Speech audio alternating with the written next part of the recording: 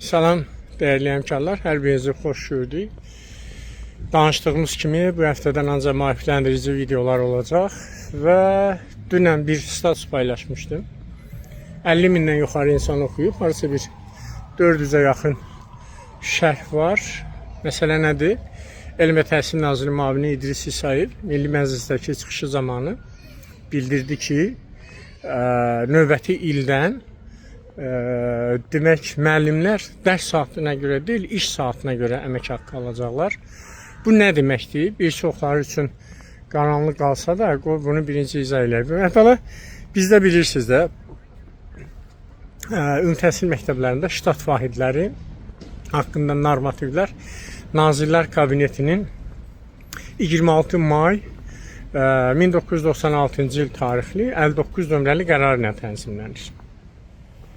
Bu məsələnin bir tərəfi. Və demək, orada müəllim ştatı yoxdur. Yaxşı, müəllimlər necə müəyyən olunur? Hər il müəllimlərin işə qəbulu qaydaları az qala çıxır. Axırıncı dəfə 2023-də qeyd olunub. Dərs saatlarına görə vakansiyalar müəyyən olunur və müəllimlə əmək müqaviləsi bağlanır. Yaxşı, indiki halda bəs dərs saatına görə deyil, iş saatına görə olsa necə olacaq? İndi bilirsiniz, müəllimin 5 saat dərsi varsa, 5 saata görə əmək haqqı alır.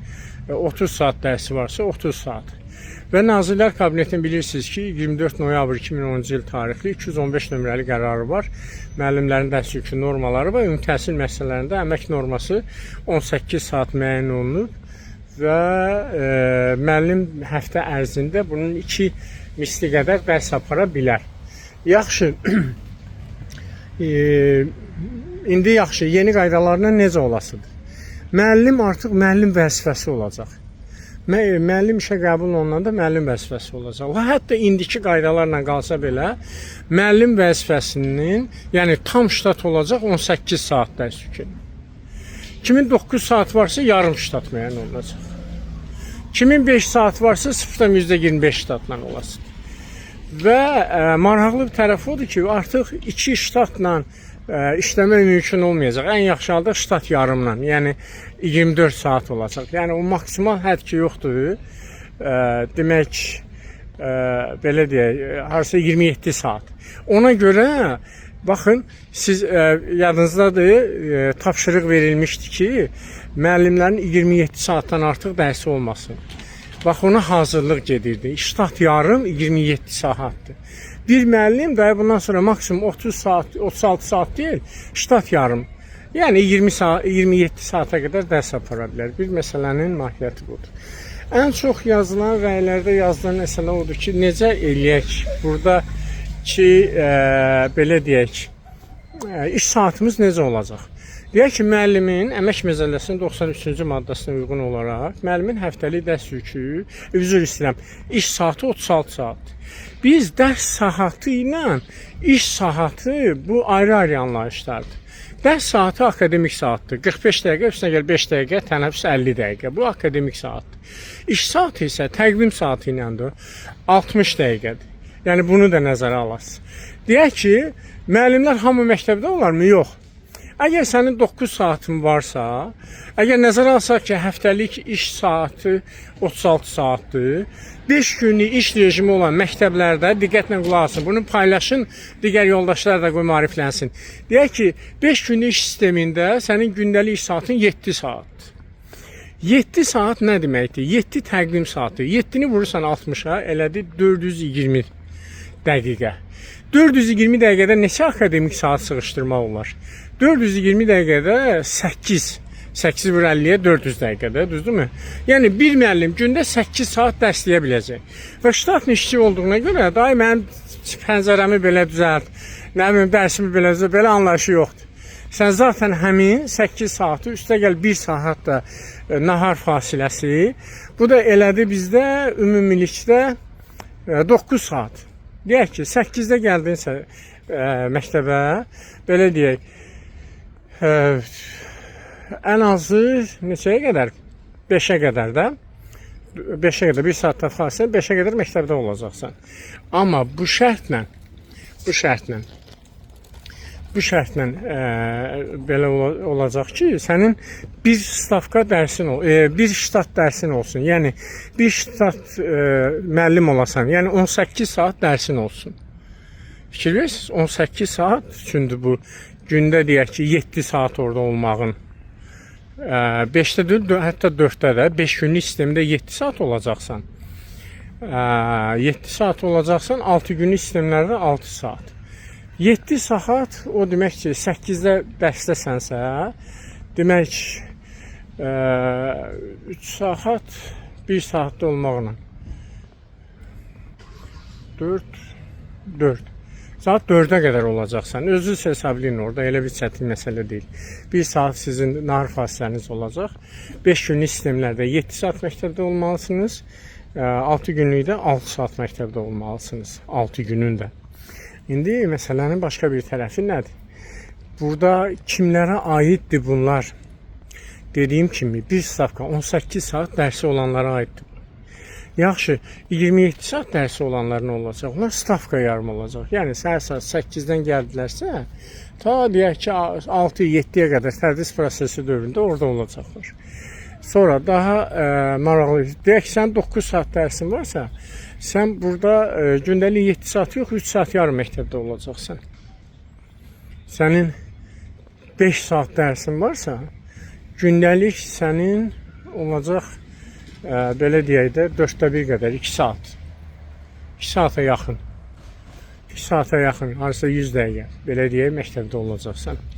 Yəni, bu da ən yaxşı halda, belə deyək, 2 dərs, gündəlik 2 dərsin ola bilər. Yəni, burada qeyri-adi yox, məsələ yoxdur. Hə, bunun yaxşı tərəfi nədir? Və suala verirlər ki, Ayşə, mən niyə deyirsiniz ki, yaxşıdır və deyirsiniz ki, alqışlayıram? Əvvəla bugün bütün hamımız məktəbdə belə fikirləşirik ki, məktəbə cavabdeh direktordur, müavinlərdir. Müəllim gəldi, dərsin dedi, getdi. Axı, bu müəllim burada saat hesabı deyil. Düzdürmü? Müəllimin də iş saatı, mənim dərs saatımla bağlıdır. Mən illərdir təklif edirdim.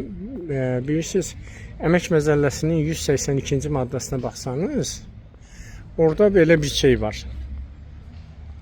İntizam nizamnamələri. Müəyyən sahələr var ki, dəmir yolu sahəsidir, hava yolu sahəsidir, neft, qaz çıxartma istismarı sahələridir ki, bunlarda intizam nizamnamələri var. Ümumi təhsil sahəsində də intizam nizamnamələri qəbul edilməlidir. Və ikinci bir hal da budur ki, reallıq budur ştatla. Yəni, bir müəllim artıq, belə deyək də, bir stavka dərsi olan, bir ştat işləyən müəllimin, deyək ki, gündəlik saatı 7 saatsa, stavka yarım 10 saatsa, 9 saat dərsi olanda yarım ştat müəllim işləyəcək. Bunun nəyi pisdir? Nəyi pisdir ki? Yəni, bax, budur, oradakı olan suallarda bizi, yəni, bu demək ki, dərsi az olan, çox olan, dərsi az olan aşağı ştatla işləyəcək, yarım ştatla işləyəcək. Bu məsələ var. Və artıq məktəb, yəni bu dünyanın bütün ölkələrində belədir. Bir dənə keçmiş MDB məkanında, o da privatqanı çıxmaq şərti ilə müəllim dərs saatına görə də əmək haqqı. Yerdə qalan bütün ölkələrdə ştatlandır da, müəllim ştatla işə qəbul olundu. Bax, reallıq budur. Düşünürəm, tətbiq edəcəklər bunu gələn ildən.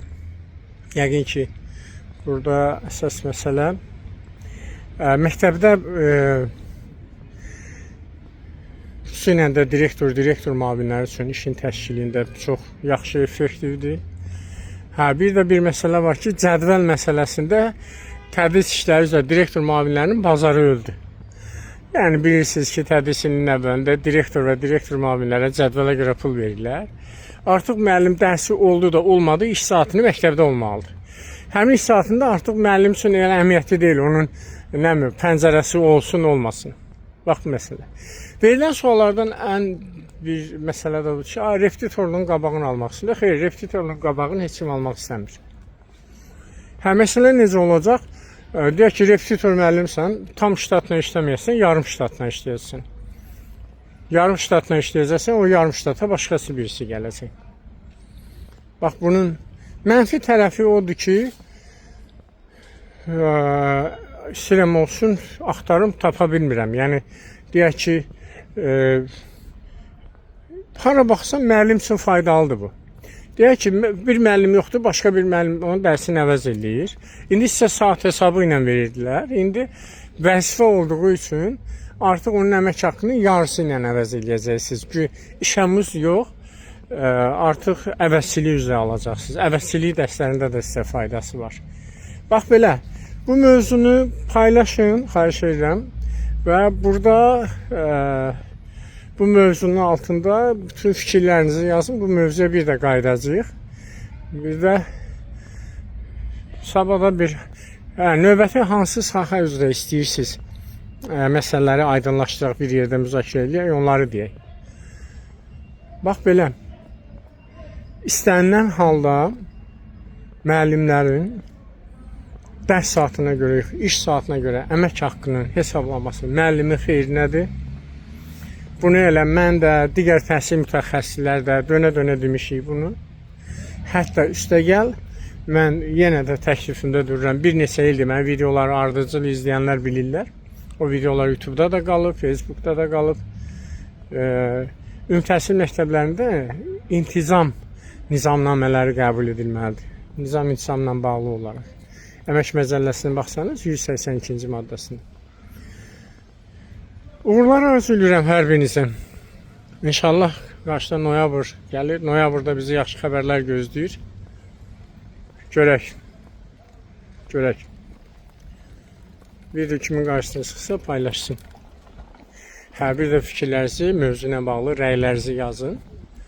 Və o rəylərinizə də maksimum dərəcədə cavab verməyə çalışacağım videonun altında da. Və videonu da müəllim yoldaşlara göndərin. Paylaşın. Facebook'ta dostluğumda yer bitib deyə orada izləmə işarəsi var. İzləmə işarəsini vurun zəhmət olmasa. YouTube'da da kanala abunə olun. TikTok'ta da abunə olmağı unutmayın. Bundan sonra dediyimiz kimi ancaq maarifləndirici videolarımız olacaq. Hansı mövzularda istəyirsiniz bir yerdə müzakirə eləyək, mövzularda rəy bölməsində yazın. Təşəkkürlər.